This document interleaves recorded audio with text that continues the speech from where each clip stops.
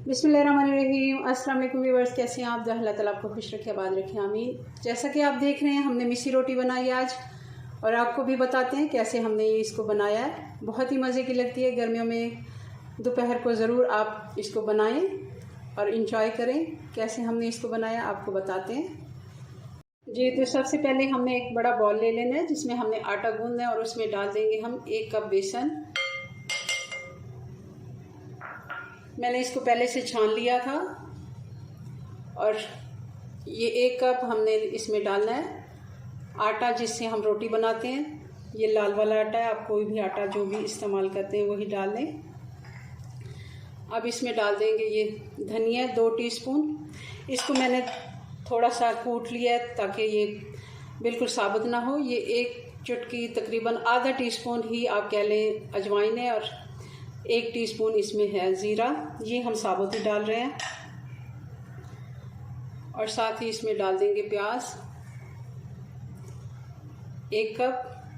बारीक fine chop जिसको कहते हैं वही आप कर लें। और ये 3 से 4 हरी मिर्चें, बहुत ज़्यादा तीखी नहीं है, अगर आप ज़्यादा भी डालना चाहें तो भी डाल सकते हैं। और मुट्ठी भर इसमें हरा धनिया, ये भी हम इसी में डाल देंगे। और अब डाल देंगे इसमें ये 1 टीस्पून नमक है, आधा टीस्पून हल्दी है, और 1 टीस्पून इसमें कुटी हुई लाल मिर्च है, ये भी हम इसमें डाल देंगे। अब इसको एक दफ़ा मिक्स कर लें ताकि ये सारी चीज़ें आपस में अच्छे से मिक्स हो जाएं, क्योंकि प्याज पानी छोड़ता है। बाकी इतना हमने इसमें पानी बहुत कम जाता है, एक ही दफ़ा पानी नहीं डाल देना। हमने इसको अच्छे से मिक्स कर लिया, इसलिए किया कि प्याज जो है वो इसके साथ मिलेगा तो ये नरम हो जाएगा, ताकि ये पानी जितना भी है इसमें जज्ब हो जाए।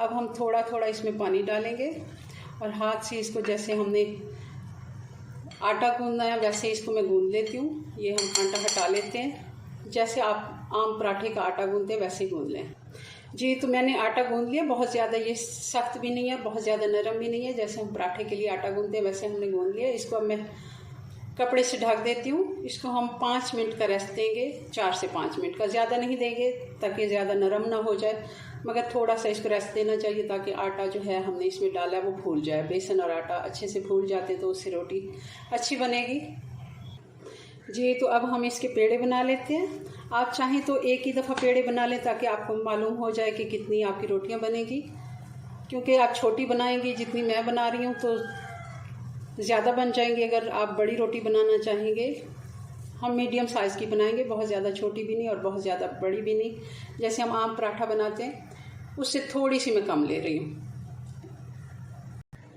जी। तो मैंने पेड़े बना लिए हैं, 2 से 3 मैंने पेड़े बना लिए हैं। इसकी मेरे अंदाजे से 6 रोटियां बनेगी। 2 कप हमारे पास ये आटा और बेसन है, तो इससे हमने 6 रोटियां बनानी है, मीडियम साइज़ की छोटी। तो अब मैं इसको, आप चाहें तो बेलने पे भी बेल सकते हैं, मगर मैं इसको हल्का हल्का ऐसे करके हाथ से ही इसको बढ़ा के तो तवे पे डाल देती हूँ जी। तो तवा हमारा गर्म हो गया। आप चाहें तो दूसरे तवे पे भी बना सकते हैं, मगर मैं इसको लोहे के तवे पे बना रही हूँ। ये मीडियम साइज़ की रोटियाँ, और बारीक प्याज मैंने इसमें काटा है, तो देखें मैंने रोटी हाथ से भी बढ़ाई है तो ये टूटी नहीं है। अगर आप कटिंग प्याज की और इन चीज़ों की करेंगे बारीक वाली, हरी मिर्च धनिया वगैरह, तो ये फटेगी नहीं।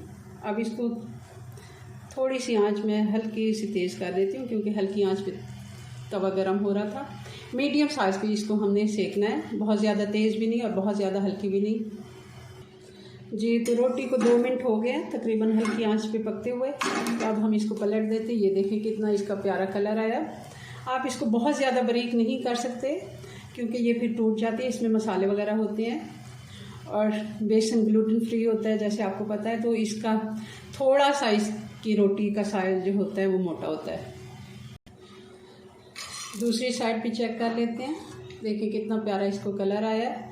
अब इसको हम घी लगा देंगे, आप चाहें तो देसी भी लगा सकते हैं, मगर हमने ऑयल नहीं लगाना, घी लगाना है, जो भी लगाना है। मैं यही नॉर्मल जो हम रूटीन में इस्तेमाल करते हैं वो वाला घी लगा रही हूँ।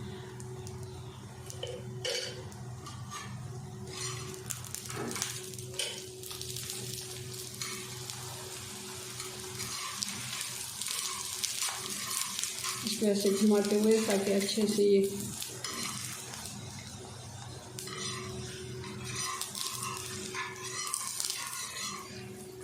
ये देखें, ये हमारी रोटी अब तैयार हो गई। अब दूसरी रोटी को भी मैं ऐसे ही सारी सेक लेती हूँ, फिर आपको फाइनल लुक दिखाते हैं जी। तो अब मैं दूसरी रोटी डाल देती हूँ, क्योंकि आप देखें ये घी वाला तवा था, तो अब रोटी जो है आसानी से ही और जल्दी ज़रा पक जाएगी। थोड़ा सा मैं इसकी आँच और कम कर देती हूँ ताकि हल्की आँच पे पकती तो रोटी ज़्यादा मज़े की बनती है।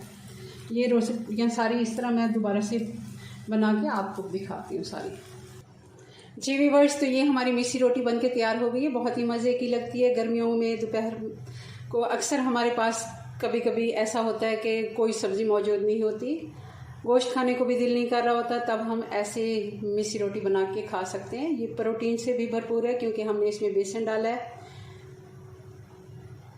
और सबसे अच्छी ये हमारी रिवायती खानों में शामिल है।